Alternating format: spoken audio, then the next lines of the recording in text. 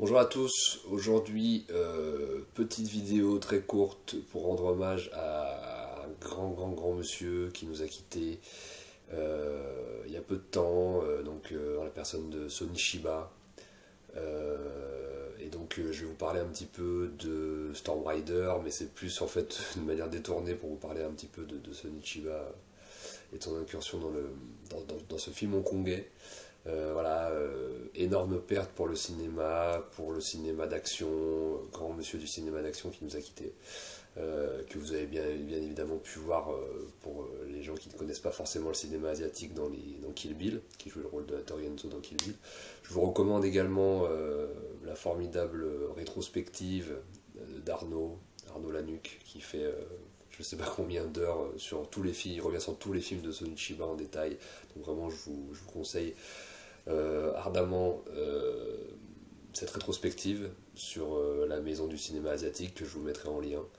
En tout cas, voilà, grosse perte pour le cinéma, grosse perte pour le cinéma d'action, grosse perte pour le cinéma asiatique, grosse perte pour le cinéma d'arts martiaux. Voilà, Sony Chiba, c'était vraiment le Bruce Lee asiatique comme on l'appelait, mais en réalité, c'était beaucoup plus que ça. C'était un acteur, un vrai acteur de formation, un vrai pratiquant d'arts martiaux, un vrai cascadeur. Il avait une équipe et une école de cascadeurs. Il a formé des tonnes et des tonnes de gens, Hiroyuki Sanada et d'autres gens du cinéma japonais. Et il a aussi donc tourné à Hong Kong. Il a été très influencé par le cinéma hongkongais. Il s'y est essayé, il s'en est inspiré pour ses propres chorégraphies, pour ses combats, pour ses scènes d'action, etc. Il a voulu, il s'est fortement inspiré de Bruce Lee pour son personnage de Street Fighter, mais en inversant en fait le côté gracieux et charismatique de Bruce Lee.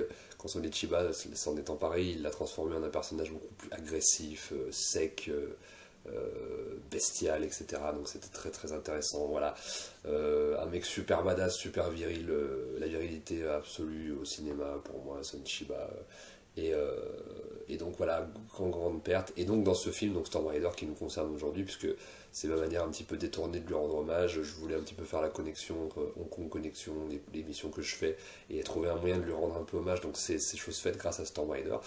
Donc Storm Rider, déjà il faut savoir que Sonichiba interprète le grand méchant du film, qui est un personnage chinois.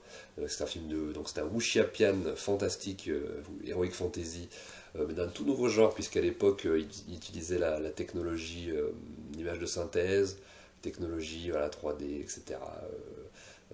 Très inspiré des jeux vidéo. D'ailleurs, il y a un article très intéressant de Yannick Dahan dans un HK Magazine de l'époque que j'avais lu, puisque j'avais vu à l'époque, hein, moi je l'avais vu, c'est des films que j'ai vus il y a 20 ans, où il expliquait en fait comment le cinéma hongkongais se nourrissait du jeu vidéo et inversement, et là c'est très intéressant. Et ce qui est aussi intéressant grâce à Storm Rider, c'est que alors le film est réalisé par Andrew Rouleau, qui est un réalisateur que j'affectionne particulièrement, mais qui a fait Infernal Affair, qui a fait plein de films que vous avez forcément vus. Il y a Kim Chung, il y a Aaron Kwok, effectivement pas non plus un casting qui me fascine. Alors il y a quand même des second rôles, il y a plein d'acteurs que j'aime en second rôle secondaire, notamment Roy Chung, Suchi, etc. Mais je veux dire que l'attrait principal, vraiment le personnage, le grand personnage du film, c'est quand même Sony Chiba. Et la nouveauté en fait de ce film, c'est que, un petit peu comme ce qu'avait fait Zhu à l'époque, Zhu qui est bien supérieur selon moi, mais on va dire que le lien que je fais avec Zhu et avec le cinéma chinois d'aujourd'hui, c'est que c'est vraiment l'un des premiers gros blockbusters à effets spéciaux chinois. Bon là c'était à l'époque encore où le cinéma de Hong Kong était sur la fin, mais où il brillait encore, où il produisait encore des films intéressants.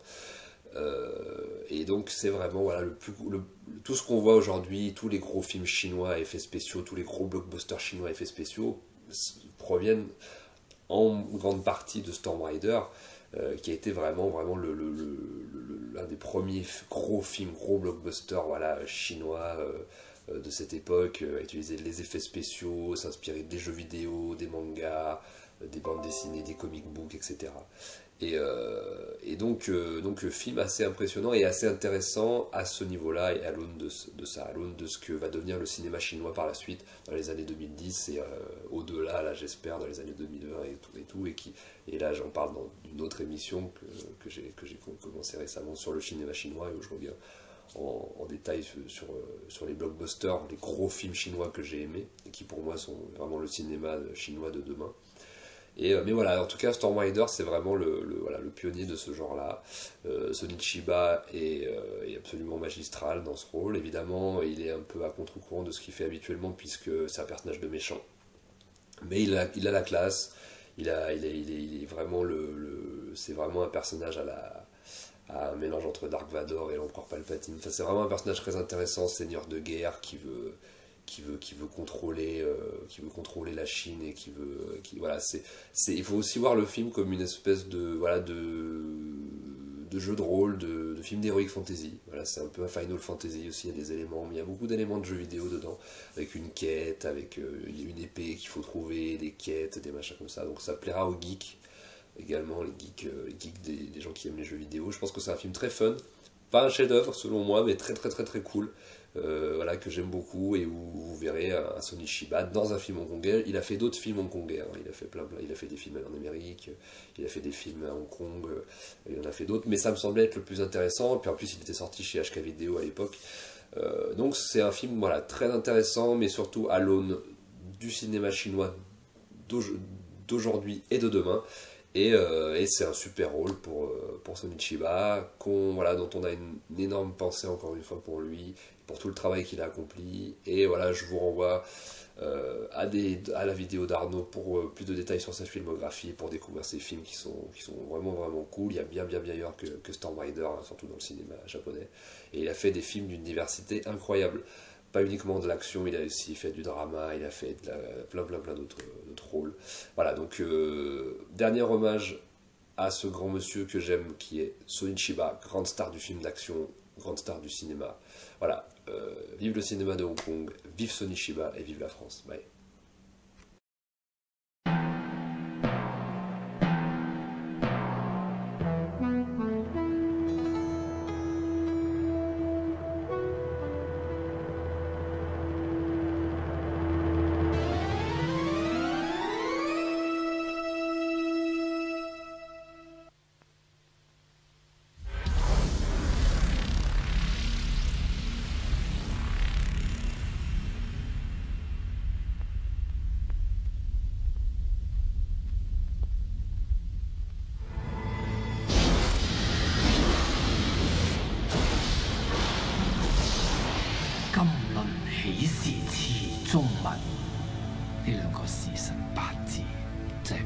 將來要收嘅兩個徒弟，一遇風雲變化龍。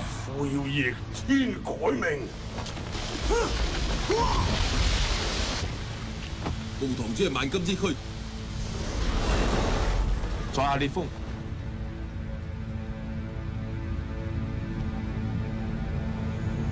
你係咪同小師妹有個劍種舊地？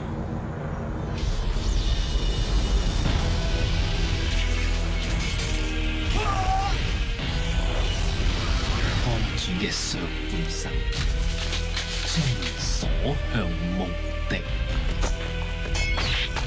下半生又如何？